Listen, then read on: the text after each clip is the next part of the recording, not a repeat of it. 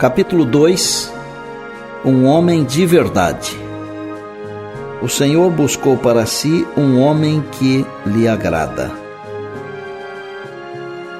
Nossa viagem internacional finalmente terminou e voltamos para casa. Mas não parei de refletir sobre o episódio. Imaginei como seria ver um homem correto retratado naquela tela. Como ele seria em carne e osso? As pessoas foram criadas à imagem de Deus, mas quantos de nós temos plena consciência sobre o que isso realmente significa?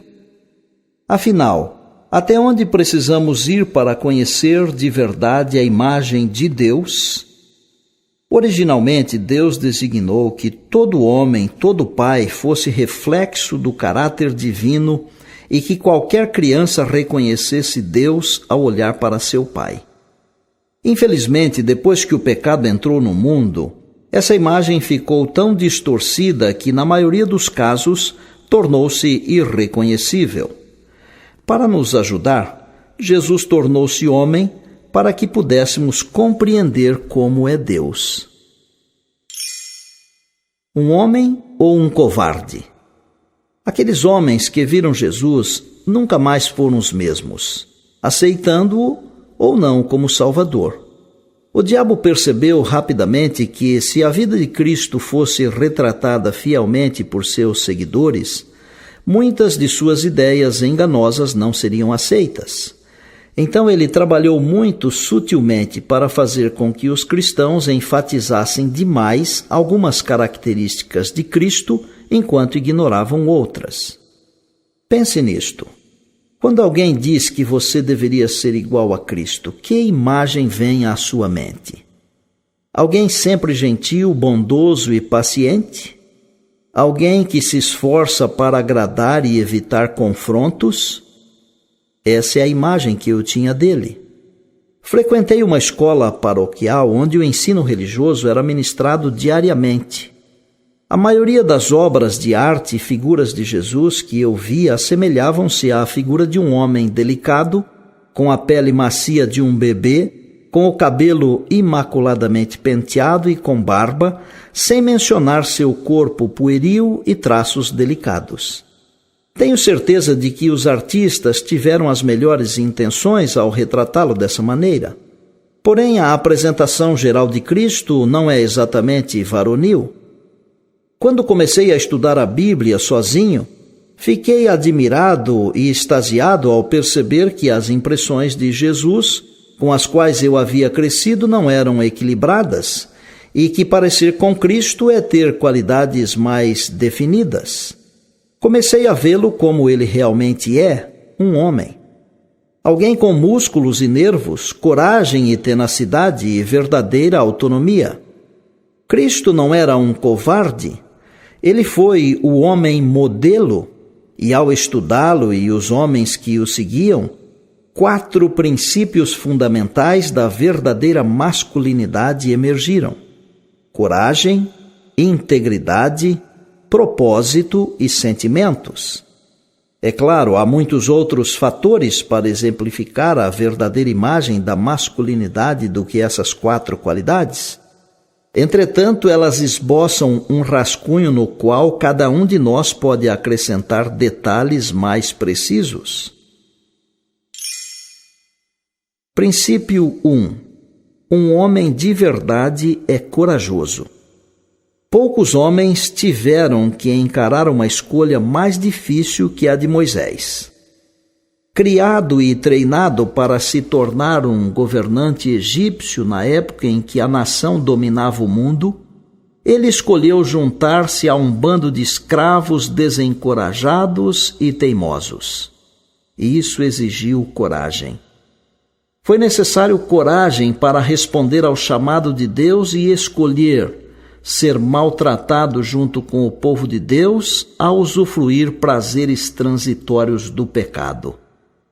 Foi necessário coragem para estimar o opróbrio de Cristo por maiores riquezas do que os tesouros do Egito. Foi necessário coragem para liderar uma turba indisciplinada no deserto e ensinar-lhes os caminhos de Deus. Homens, Deus tem chamado cada um de nós, assim como chamou Moisés. Esse chamado começa com as pessoas mais próximas de nós, a esposa e os filhos. Ele está nos chamando para conduzir nossa família de uma existência medíocre para uma experiência viva. Ele quer que lideremos assim como Moisés fazia, sob seu comando. Ele nos chama para instruirmos nossa família a fim de que compreenda e ame os caminhos do Senhor. É preciso muita coragem para responder ao chamado divino, mas é tolice não fazê-lo, porque outros estão ávidos para influenciar nosso lar por meios nada honrados. Estilistas induzem nossas famílias e elas lhes obedecem. Permitimos que a influência dos produtores de cinema penetre em nossas casas e acabamos seguindo-os. Viciados em drogas, grupos musicais e falsos pastores seduzem nossos amados e eles cedem. Para o bem de nossa família, precisamos assumir o controle, não para dominá-los, mas porque nos importamos com eles. Devemos exigir que vivam dentro dos padrões morais e sigam diretrizes e regras.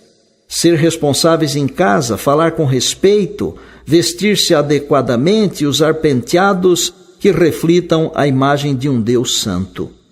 Mas para exigirmos tais coisas, precisamos primeiro vivê-las. Não podemos impor algo que nós mesmos não praticamos. O idoso Sr. Johnson. Lembro-me de nosso vizinho, o idoso Sr. Johnson. Esse homem cultivava maçãs que pareciam ser tão boas quanto as do Jardim do Éden. O problema era que o Sr. Johnson amava suas frutas e não nos permitia colher nenhuma. Certo dia, vi seu carro saindo e disse a um amigo: "Venha, ele saiu. Vamos atacar aquela árvore." Eu não sabia que era a esposa dele quem havia saído. Quando nos viu encarapitados na árvore, o Sr. Johnson gritou e imediatamente pulamos de lá pretendendo correr para escapar. Não sei como aconteceu, mas quando aterrissei, aquela mão tão grande quanto um velho e nodoso galho de carvalho pegou-me pelo colarinho. Aquele homem deu umas palmadas em meu traseiro, não por raiva, mas por princípios. E não parou por aí. Marchamos até minha casa e ele tocou a campainha. Quando meu pai abriu a porta, ele disse: "Sr. Homberger, peguei seu filho subindo em minha macieira." Meu pai o convidou a entrar e ouviu toda a história. Quer saber? Meu pai lhe agradeceu. "Obrigado por disciplinar meu filho e trazê-lo para casa, Sr. Johnson. Se você ouvir fazendo algo assim novamente, sinta-se à vontade para corrigi-lo e dar-lhe uma boa lição também." Enquanto o homem desaparecia pela nossa calçada, comecei a temer o que iria acontecer comigo. Meu pai era um homem corajoso e eu sabia que ele ainda não havia terminado o assunto comigo. Pensei: estou muito encrencado. Então, meu pai me deu a maior surra da minha vida. Ele me bateu porque eu estava errado, porque me amava e porque eu tinha que aprender as justas consequências de um mau comportamento. Imagine a mesma situação hoje. Processaríamos o Sr. Johnson, tomaríamos sua casa, cortaríamos sua macieira e o pequeno Jimmy Homberger terminaria na prisão, porque atualmente ninguém consegue controlar o comportamento dessas crianças. Não estou exagerando esse resultado. Atualmente, vê-se que a maioria dos presidiários cresceu sem uma figura paterna no lar. Fui abençoado por crescer em uma comunidade em que os patriarcas da vizinhança não tinham medo de disciplinar garotos como eu. Eles o faziam com base nos princípios de certo e errado, dever e moralidade, e porque tinham coragem para colocar acertados limites, e fizeram isso pelo bem daqueles que estavam sob seus cuidados. Por outro lado, a coragem também levará um homem a defender os oprimidos, assim como Moisés os defendeu quando foi instrumento de Deus para libertar os escravos israelitas de seus senhores egípcios. Meu pai também teve esse tipo de coragem. Estou com você. Em 1964, aos 15 anos de idade, iniciei o ensino médio em uma escola paroquial.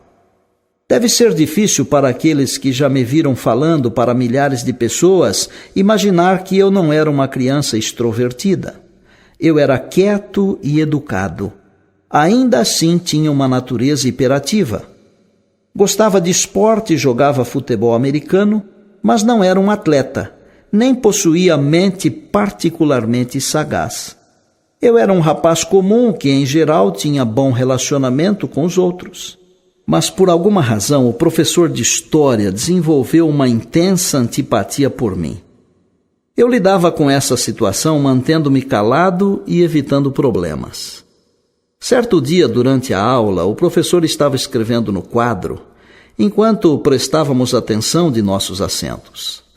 De repente, o professor virou-se e berrou: "Jim Homburger, cale a boca!" Naquela época, ninguém questionava uma autoridade, mas eu havia sido criado com um alto senso de justiça e educadamente respondi: "Eu não falei nada, senhor." "Eu disse cale a boca." Seu rosto ficou vermelho. "Mas eu não disse nada, senhor." "Naquela escola, eles batiam em você com um tênis tamanho 44, caso errasse mais de 2 questões no teste de religião. Soube de outro aluno que teve um braço quebrado porque um dos irmãos professores irritou-se e o atirou contra os armários. Percebi que teria um destino parecido quando o professor de história, Sr. Francis, veio furioso em minha direção, jogou meus livros para longe da mesa e agarrou-me pela camiseta. Ele me ergueu do chão, empurrou minhas costas no quadro e começou a bater minha cabeça contra ele. Esse homem era grande e forte. Ensinava história e também era o treinador de luta livre. Eu não podia lutar com ele convencionalmente porque perderia. Mas com certeza eu não toleraria ser agredido injustamente. Então, com toda a força, dei uma joelhada contra certa parte de seu corpo. Ele começou a respirar com dificuldade e caiu no chão. Eu corri a toda velocidade 5 quilômetros até minha casa. Quando cheguei, o diretor já havia ligado para minha mãe e meu pai estava voltando do trabalho. Meu pai chegou e disse: "Jim, apenas me conte a verdade." Então lhe contei o que havia acontecido, que eu derrubara um professor e provavelmente toda a escola estava falando sobre isso. "Não se preocupe", confortou-me. "Estarei ao seu lado em todo momento." Ele me levou de carro para ver o idoso Dr. Hildebrand. O médico me examinou e ficou espantado.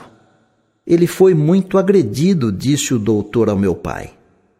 "Ele tem uma concussão e também um galo atrás da cabeça do tamanho de um ovo de ganso. Isso foi uma agressão séria e eu posso depor no tribunal em favor da autenticidade do meu diagnóstico. É possível matar alguém desse jeito." Meu pai agradeceu e concluiu: "Acho que não vai ser preciso. Acredito que vamos resolver tudo com o conselho estudantil hoje à noite." Meu pai me pareceu muito confiante. Eu estava tremendo naquela noite quando nos reunimos com o conselho estudantil. Senti-me muito pequeno na sala de conferências, lotada de homens vestidos com suas batinas. Eles inspiravam poder e controle.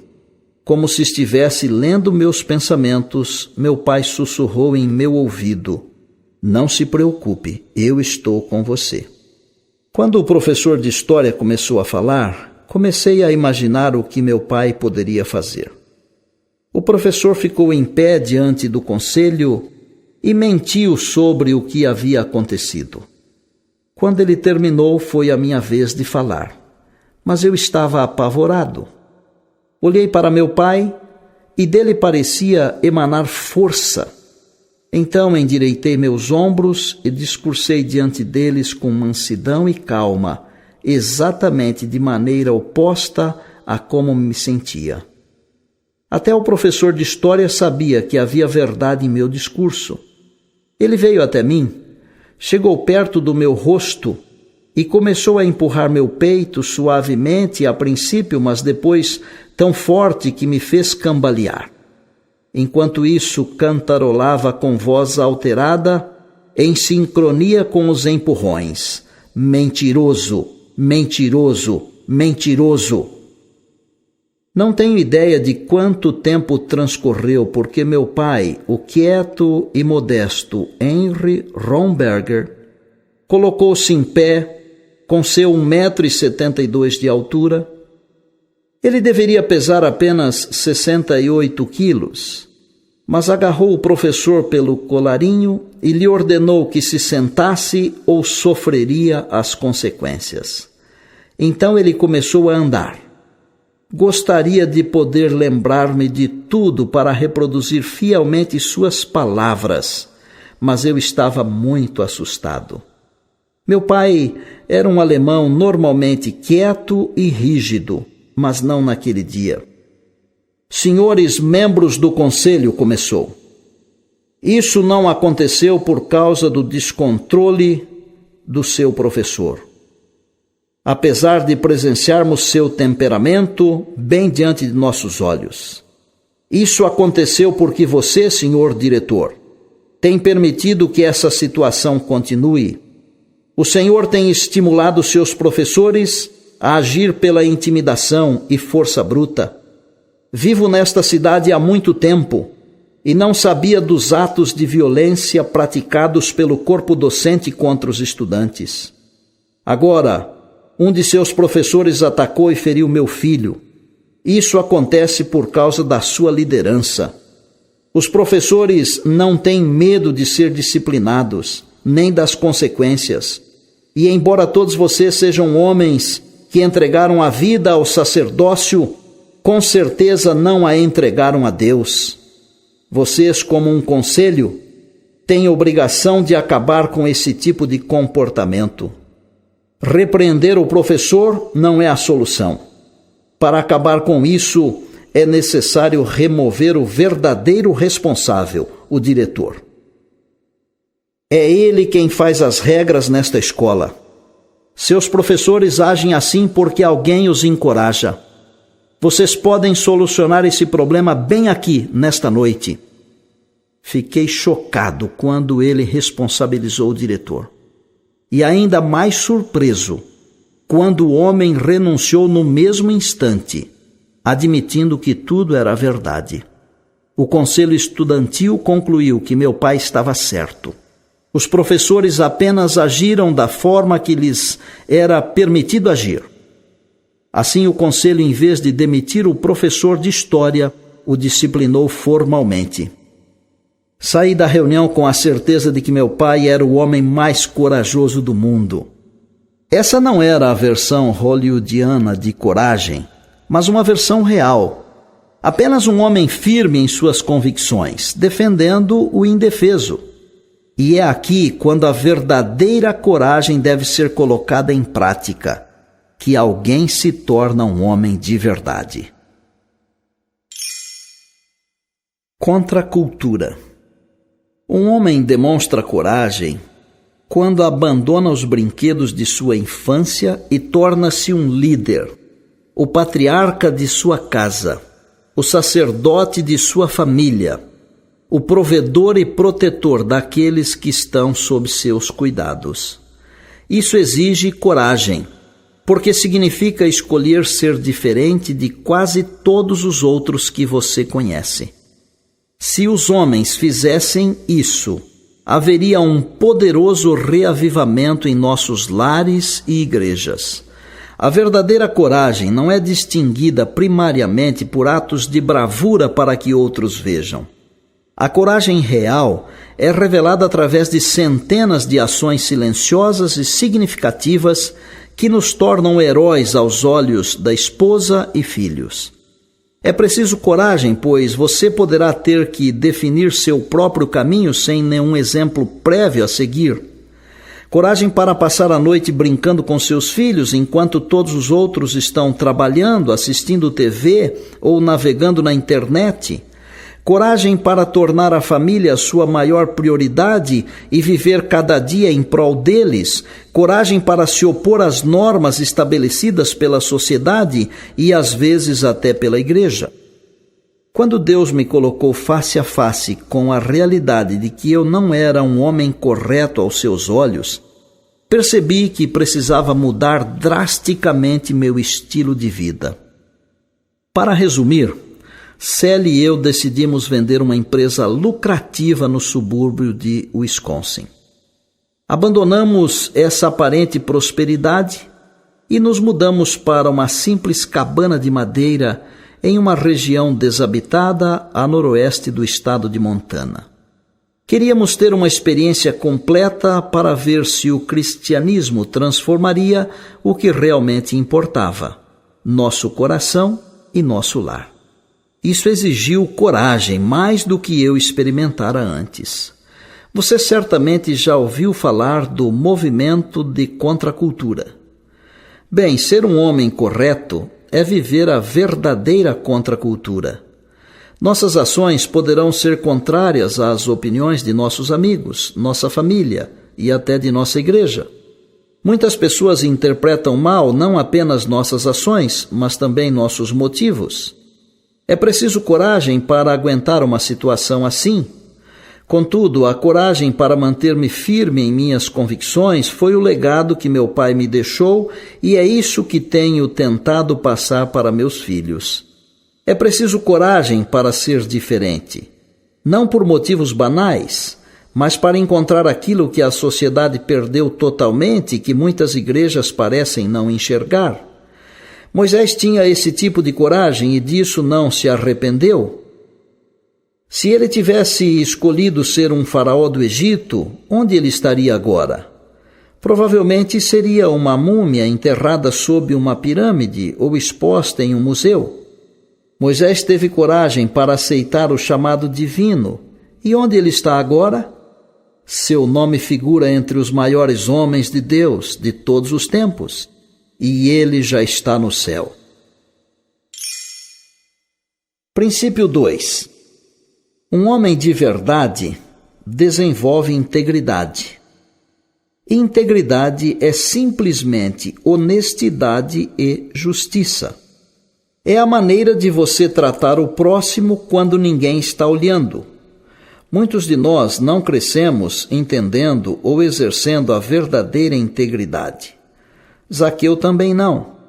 Ele era um coletor de impostos que regularmente enchia os bolsos com lucros provenientes de furtos. Ninguém confiava nele, absolutamente ninguém.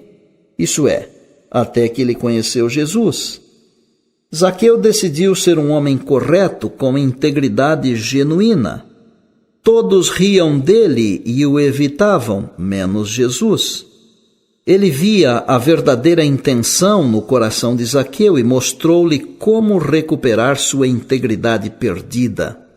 Jesus fez o mesmo por mim e fará por você também.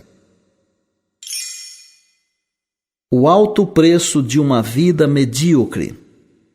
Estávamos vivendo no campo havia alguns anos e começamos a entender como o cristianismo realmente funciona quando tivemos a oportunidade de retornarmos a Appleton, Wisconsin, e visitar nossos pais. Enquanto estávamos lá, o Senhor mostrou-me que eu tinha que resolver algo pendente em meu passado. Imediatamente senti uma resistência crescer em meu coração. Senhor, eu não quero fazer isto. Faz muitos anos. Eu ficaria muito constrangido. Sabia que tinha que resolver aquilo, mas, para meu desgosto, Deus não havia terminado ainda. Ele disse: Jim, eu quero que você leve seus filhos com você. Meus filhos tinham 10 e 8 anos de idade na época, e Deus deixou bem claro que eles poderiam aprender com minha experiência uma lição sobre como ser um homem correto. Não tive coragem de dizer a eles e à minha esposa o que estava prestes a fazer. Apenas pedi a eles que me acompanhassem até uma loja porque havia algo que queria que eles vissem. Dirigi até a Pranges Company, o maior hipermercado da cidade. Durante o trajeto, lutei contra o impulso de dar meia volta e esquecer aquela ideia. Mas quando cheguei à loja, a primeira vaga do estacionamento, bem em frente à porta, estava disponível. Era como se Deus estivesse facilitando tudo, o máximo possível, para que eu não mudasse de ideia. Antes de sair do carro, disse aos meus filhos: não perguntem nem digam nada. Vocês estão prestes a testemunhar o alto preço de um ato errado e degradante. Quando voltarmos ao carro, vocês podem perguntar o que quiserem. Eles não faziam ideia do que aconteceria. Sally estava confusa também, mas ficava satisfeita em me deixar fazer o que meu coração pedisse. Logo estávamos sentados em frente à gerente, uma mulher acostumada com reclamações e problemas. Havia um ar de apreensão e tensão na sala. Ela tentou sorrir e educadamente perguntou: como posso ajudá-lo, senhor? Homberger, completei. Pois não, senhor Homberger. Quando eu tinha 14 anos, roubei uma blusa de sua loja, sabe? Havia uma garota que eu queria impressionar e não tinha dinheiro para comprar a blusa. Sabia que era errado, mas mesmo assim a roubei. Tempos depois, tornei-me um cristão e Deus me pediu que reparasse meu erro. Aqui está um cheque para pagar a blusa. Ela olhou para o cheque e disse: Sr. Homberger, blusas não custavam tanto assim em 1963, nem mesmo hoje. Você está certa, mas a sua loja tem sido privada dos juros que esse dinheiro teria rendido durante todos esses anos. Bom, nós não vamos processar o senhor. Processar-me? Eu nunca havia pensado nisso. Ela percebeu que fiquei surpreso, mas continuou: não sei o que dizer. Trabalho no comércio há 30 anos e ninguém nunca fez o que o senhor está fazendo. Não sou cristã, mas o admiro por sua integridade em reparar os erros do passado. Quando voltamos ao carro, meus filhos estavam pasmos.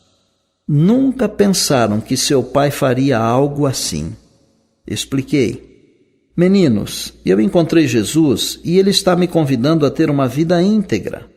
Vocês têm a chance de começar a vida como uma tela relativamente limpa, mas eu tive que limpar meu passado. O plano de Deus para nós é que tenhamos uma consciência pura diante de Deus e dos homens, assim como relatado em Atos 24:16. Vocês testemunharam o alto custo de um ato errado e degradante. Nunca desvalorizem a vida de vocês como eu fiz, não vale a pena. Eu costumava pensar que a integridade fosse algo que nasce conosco, mas não é o caso. Integridade é desenvolvida durante uma vida de escolhas e é mais difícil de obtê-la e conservá-la do que casas, terras e qualquer uma dessas coisas pelas quais somos atraídos. Louvado seja Deus, pois não importa quantas vezes caiamos, podemos voltar e recuperar em Cristo a integridade que Deus espera que tenhamos. Levante a bola. Após a experiência no hipermercado, voltei para a casa dos meus pais. Meus pensamentos viajaram a outra época quando eu tinha 15 anos. Era primavera e minha família estava jantando.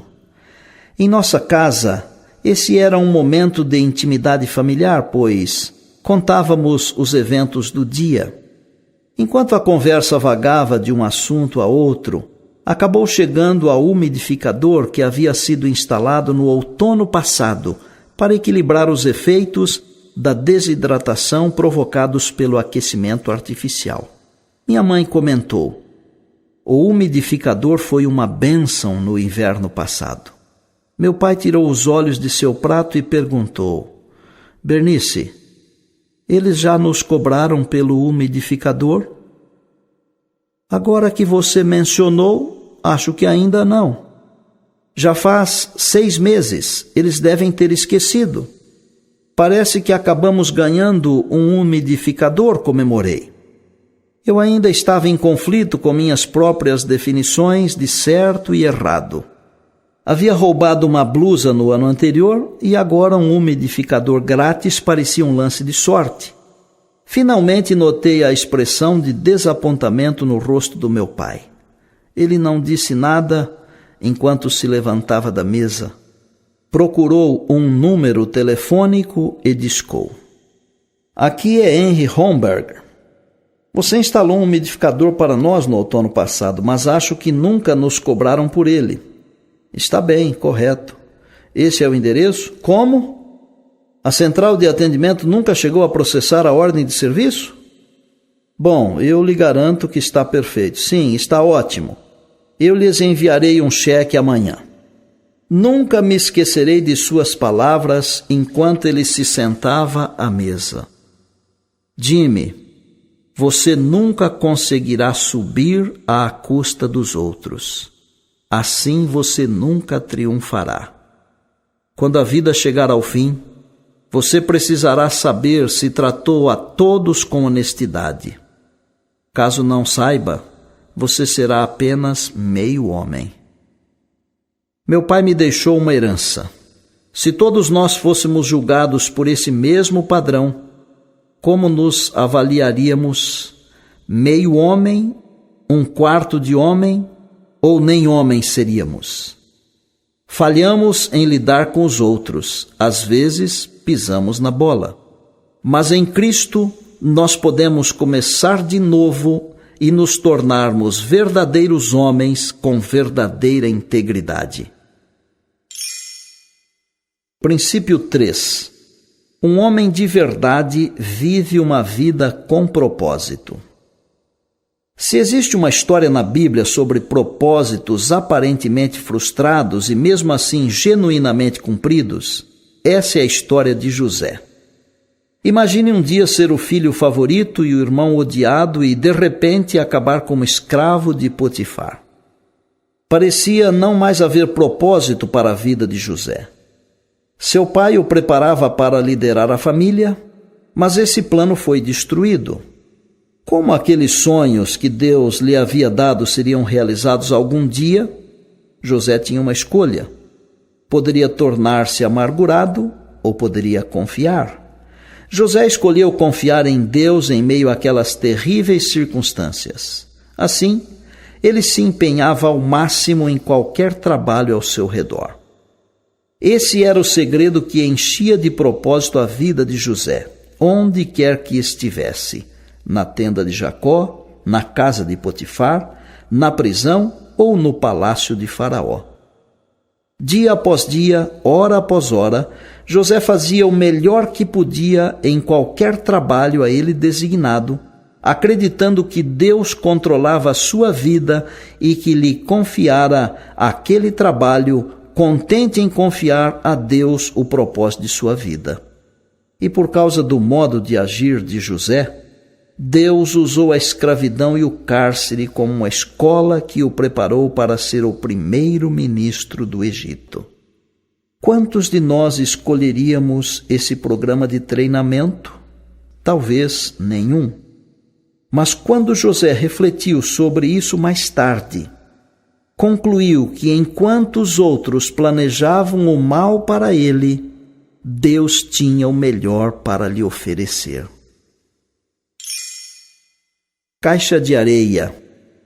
No início, entregar tudo nas mãos de Deus é assustador porque significa confiar sua vida, futuro e tudo que você possui nas mãos de outra pessoa, quando você não sabe como as coisas vão acabar.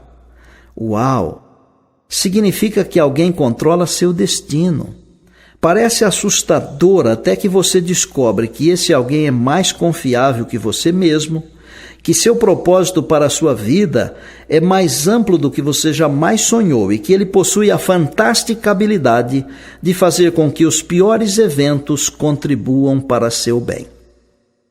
Quando Célia e eu compreendemos isso, decidimos que esse passaria a ser o grande tema de nossa vida. Mas isso não aconteceu da noite para o dia. Entenda, houve uma época em que o objetivo da minha vida era perseguir mitos. Esses mitos eram imitações baratas, criadas pelo diabo, do verdadeiro propósito de Deus para nós. Quase todo mundo tem algum tipo de meta, mas a maioria das pessoas está atrás de uma miragem, um mito que nos leva cada vez mais longe, mas sempre retrocedendo. Deus começou a me mostrar que, assim como José, eu encontraria o verdadeiro propósito para a minha vida se apenas confiasse nele e procurasse realizar fielmente o trabalho que estivesse ao meu alcance. Para mim, isso significava assumir meu papel como líder da minha família. Significava aprender a ser um servo para as necessidades reais da minha esposa e provedor dos desejos mais profundos dos meus filhos. Era muito mais difícil que supri-los financeiramente, como sempre havia feito. Significava aprender a controlar minhas palavras quando falasse com minha esposa. Significava participar das brincadeiras dos meus filhos e, devo admitir, nem sempre eu gostava delas. Eu era um homem de negócios, acostumado a fechar acordos e obter lucros. Agora achava-me questionando o tipo de propósito que estaria cumprindo enquanto me sentava na caixa de areia, brincando com caminhõezinhos de brinquedo com meus filhos. Lembro-me de perguntar ao Senhor naquela hora, entre todas as coisas importantes que buscava, o Senhor me chamou para fazer isso? Ele me lembrou de José e de como suas expectativas haviam sido enterradas sob a dureza, a banalidade e a inutilidade. Jim, ele disse, esse é o trabalho que eu designei para você no momento.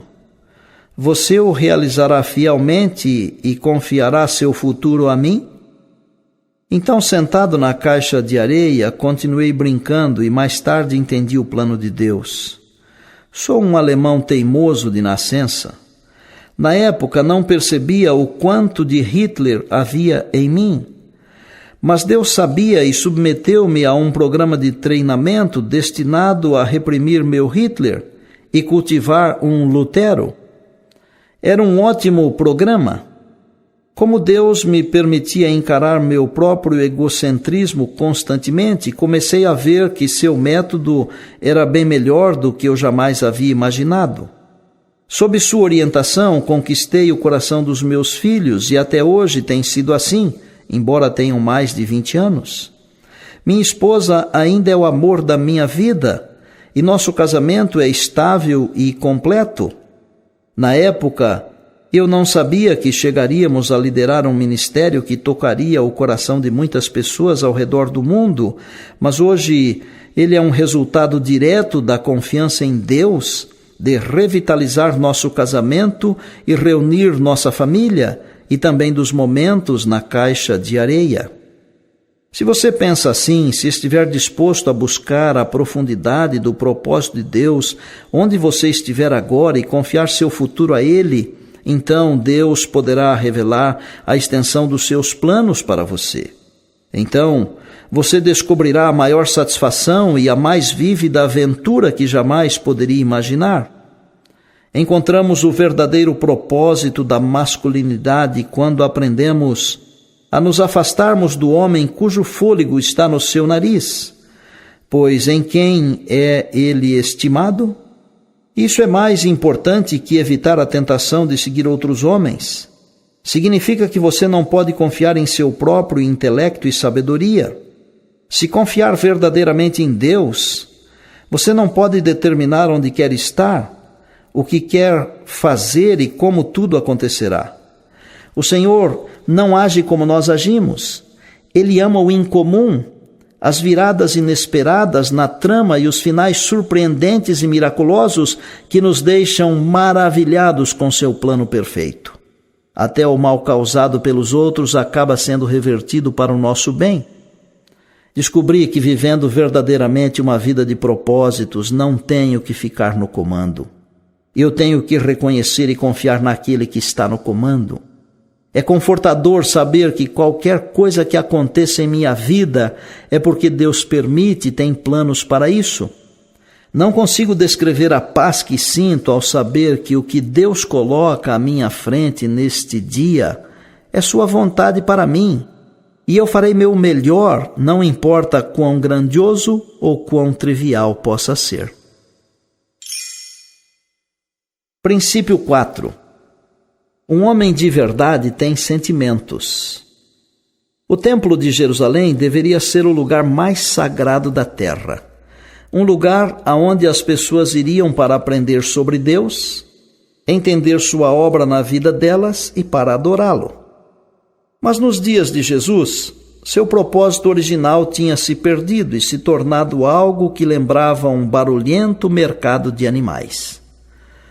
Vozes altas barganhando sobre o preço dos animais para o sacrifício competiam com o tilintar das moedas.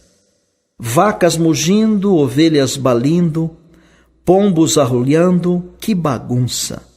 E ninguém parecia ter coragem para fazer algo a respeito. Ninguém, isto é, até Jesus aparecer. Tente imaginá-lo. Ele estava no auge da fase adulta de um homem. Bronzeado, musculoso, um hábil artesão, justamente começando seu ministério público. Ele entrou no templo, anônimo e desconhecido. Um homem simples de uma cidade obscura. Até onde os poderosos sabiam, ele não passava de um caipira do interior. Ele não tinha nenhuma credencial, nenhuma formação, nenhum cargo e nenhuma autoridade. Pelo menos era o que parecia. Mas Jesus era um homem de verdade. Seus olhos absorveram toda a cena. Trocas monetárias e os vendedores obtendo lucro à custa do amor de Deus. Sacerdotes de coração frio ostentando sua religião superior, totalmente desprovidos de compaixão pelas pessoas necessitadas, e formas superficiais de adoração, executadas meticulosamente sem a verdadeira compreensão.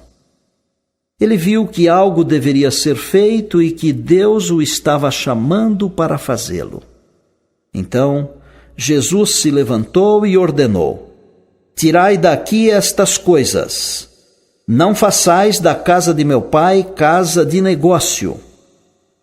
Como parecia não entenderem, ele pegou um chicote e os expulsou. Derrubou suas mesas e espalhou o dinheiro pelo chão de mármore. Ninguém ousou questionar sua autoridade. Todos fugiram, oficiais, sacerdotes, cambistas e negociantes de gado com todos os seus animais. Finalmente o templo estava quieto e pacífico. Aqueles que permaneceram, os puros de coração, ajuntaram-se ao redor de Jesus enquanto ele os atendia. Os sacerdotes e negociantes finalmente pararam de correr e começaram a se perguntar por que permitiram que ninguém os afugentasse. De volta ao templo, eles viram Jesus fazendo exatamente o que eles deveriam ter feito. Infelizmente, em vez de reconhecerem humildemente o bem colocado em prática, eles tornaram-se os piores inimigos de Jesus. Fizeram o possível para dificultar sua vida e tentaram de todas as formas difamá-lo, até tramaram sua morte. 3 anos e meio depois, Jesus estava no Monte das Oliveiras observando o templo. Ele estava rodeado por uma multidão de seguidores e a opinião pública estava a seu favor. Na realidade, a multidão estava pretendendo coroá-lo rei. Agora ele poderia colocar seus acusadores no devido lugar, e o maior medo deles era que Jesus fizesse exatamente isso. Em vez disso, ele chorou. Acredito que não apenas derramando algumas lágrimas silenciosas, mas soluços de partir o coração. A admirada multidão não entendeu. Aquele era um dia de alegria. Por que ele estava chorando? Como poderia ele explicar o profundo desejo de sua alma de não apenas purificar o templo de Jerusalém, mas o templo do coração de seu povo? Como poderiam entender a angústia que ele sentia por teimosamente recusarem o único remédio que o salvaria de sua sentença fatal? Como poderia ele fazê-los enxergar que o tempo de misericórdia estava chegando ao fim? Como poderia abandoná-los? Jesus tinha a coragem, a integridade e o propósito guiados por Deus para lidar com a situação do templo. Ele era firme, inabalável e inflexível ao cumprir sua missão.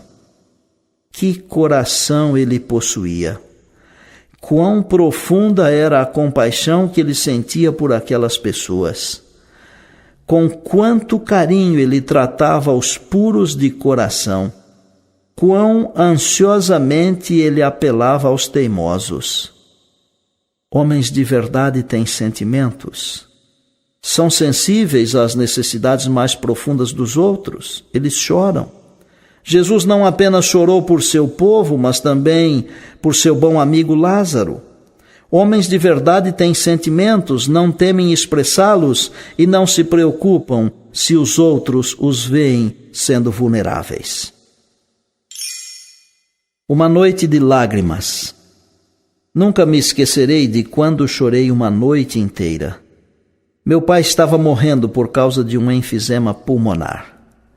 Ele havia fumado desde a sua adolescência e agora dependia de oxigênio artificial durante 24 horas por dia. Fui visitá-lo e o encontrei em estado deplorável. Meu pai tinha consciência de seu quadro e pediu que respeitássemos seu desejo de que sua vida não fosse prolongada por meio de equipamentos. No dia em que voltei para Montana, meu irmão mais velho me ligou e disse que eles haviam encontrado o papai inconsciente no chão naquela manhã. Ligaram para a ambulância, seguiram o protocolo de emergência e meu pai acabou na UTI em um respirador. O médico deu à minha família um diagnóstico lastimável e apresentou-lhes suas opções. Meu irmão queria minha opinião. Tive que tomar uma decisão, uma das mais difíceis da minha vida. Por um lado, eu queria honrar o desejo do meu pai e deixá-lo morrer em paz. Por outro lado, eu havia passado apenas alguns dias com ele, o homem que me batera por roubar maçãs, que ficara ao meu lado diante do conselho estudantil, que com seu jeito simples e humilde me proporcionara uma parte significativa do precioso legado de como realmente é ser um homem de verdade. E sabia de todo o meu coração que meu pai não estava pronto para morrer. Não quer dizer que eu podia ler seu coração, mas, pelo que conhecia a seu respeito, ele ainda não estava em paz com Deus. Meu irmão esperava minha decisão e, pronto ou não, tinha prometido, junto com o restante dos meus irmãos, honrarmos seu desejo de morrer em paz, como ele havia dito, com respeito, honra e dignidade. Meu coração gritava não, enquanto minha mente gritava sim. Resmunguei algo para meu irmão sobre honrar o desejo de meu pai e deixá-lo partir. Eram 8 da noite quando fiquei sozinho e abri o coração a Deus a respeito de meu pai, implorando por mais tempo para ele, um pouco mais de graça para que ele pudesse preparar-se. Foi a primeira noite que passei chorando e orando, sem constrangimento. Lágrimas rolaram pelo meu rosto enquanto ponderava entre o que eu estava perdendo e o que ele estava perdendo. Finalmente, nas primeiras horas da manhã, o Senhor me impressionou a parar de chorar e suplicar e escrever um tributo ao meu pai. Tributo? Fiquei atordoado, estava orando para Deus poupar um pouco mais a vida do meu pai e ele me pediu para escrever um tributo? Eu não poderia fazer isso. Meus sentimentos se rebelaram contra a ideia de sua morte. Minha mente estava certa sobre a direção divina e ainda assim eu a questionava. Tem certeza, Senhor? Perguntei relutantemente. Tenha coragem, Jim, e eu lhe darei as palavras certas. Peguei um bloco de anotações e sentei-me às 2 horas da manhã, com o coração saindo pela boca, para escrever as palavras finais que diria no funeral do meu pai.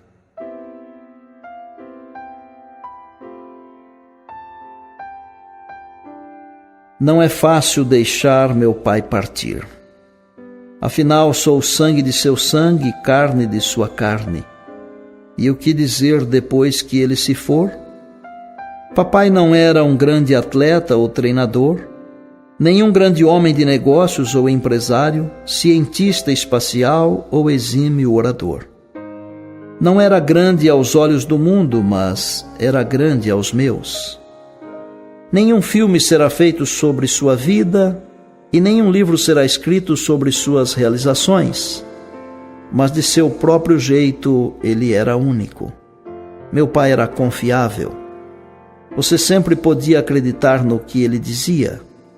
Podia confiar em sua pontualidade. Ele permaneceu fiel como marido e foi um pai responsável. Era simples e nunca tentou impressionar ninguém. Deixou um carro, uma boa casa e uma esposa que nunca teve que trabalhar fora de casa. Era asseado e organizado. Ele garantia que tudo estivesse em seu lugar. Ensinou-nos a respeitar os outros, trabalhar duro e assumir nossas próprias responsabilidades na vida. Durante nossa infância, poderíamos contar com ele ao nosso lado se fôssemos acusados injustamente, mas agia com firmeza quando fazíamos algo errado. Ele nos proveu a base que atualmente é tão desprezada, isto é, um lar estável. Fazíamos as refeições como uma família. Tínhamos uma ideia clara sobre certo e errado. Tínhamos bons princípios. E ele era o exemplo sobre como viver com o que se tem e pagar suas contas em dia. Para resumir, meu pai nos deu o que tinha e isso nos tem ajudado a continuar casados e ter um bom matrimônio. Ele nos deu a base e é isso que pretendo passar para os meus filhos e netos. Ele era um homem muito simples e ainda assim, sua simplicidade teve um profundo efeito em minha vida. Obrigado, Pai, por construir o alicerce da minha vida. Obrigado por ter sido quem foi. Não existe nenhum outro pai que eu gostaria de ter tido. Deus sabia do que eu precisava e por isso me deu você. Quando acabei de escrever as últimas palavras, a página estava manchada e enrugada por causa das lágrimas. Mas em minha mente eu sabia o que meu coração sempre soube, que ele tinha sido um homem especial para mim. O dia ainda estava nascendo quando minha família me ligou. Eu sabia quais seriam as notícias, então me acalmei enquanto atendia ao telefone. A tristeza deu lugar a uma alegria inexplicável quando ouvi. Eles não apenas o tiraram da UTI, mas também do hospital e o estão enviando para tratar-se em casa. O médico nos disse que ele estava melhor sem os equipamentos do que com eles. Fiquei emocionado. Deus ouviu minhas orações e as respondeu. Entretanto, sabia que meu pai estava muito doente e o fim poderia chegar a qualquer momento. Havíamos planejado viajar ao exterior por 3 semanas para resolver alguns assuntos relacionados ao nosso ministério. Será que meu pai resistiria até meu retorno? No avião, Deus me inspirou a escrever uma carta muito pessoal ao meu pai, para partilhar minha experiência da noite em que havia escrito seu tributo. Contaria a ele tudo o que Deus havia colocado em meu coração, todo o meu amor e todas as minhas preocupações. Eu a enviaria assim que pousássemos e incluiria uma cópia do tributo que havia escrito naquela noite terrível em que ele estava morrendo. Senhor, orei, eu não posso fazer isso. É pessoal demais. Quero dizer, ninguém envia um tributo a alguém. Pode acabar sendo mal interpretado como se eu estivesse ansioso por sua morte. Mas mesmo enquanto pensava em desculpas, sabia que Deus estava falando diretamente à minha mente e coração. Então escrevi a carta no avião e assim que aterrissamos, enviei o envelope. Então fiquei preocupado com a reação da minha família. 5 dias depois, minha mãe me telefonou. Ela havia entregue a carta ao meu pai e ele lhe disse: agradeça ao Jim porque ele me entende. Diga a ele que sua carta me tocou de um jeito como nada mais tocaria. No dia em que voltávamos para casa, meu pai morreu. 2 dias depois, consegui recitar aquele tributo em seu funeral, não apenas com tristeza, mas com a alegria de saber que Deus havia tocado meu pai de uma forma especial e que, com seu jeito simples, ele o havia aceitado. Minha longa noite de lágrimas valera a pena. Ao contrário do que a opinião pública pensa, homens também choram. Choram por seu casamento, por seus filhos, por sua igreja, pela sociedade, por sua família, por seus amigos e inimigos, porque eles são homens de coragem. Esses são homens de integridade e propósito. São homens com sentimentos.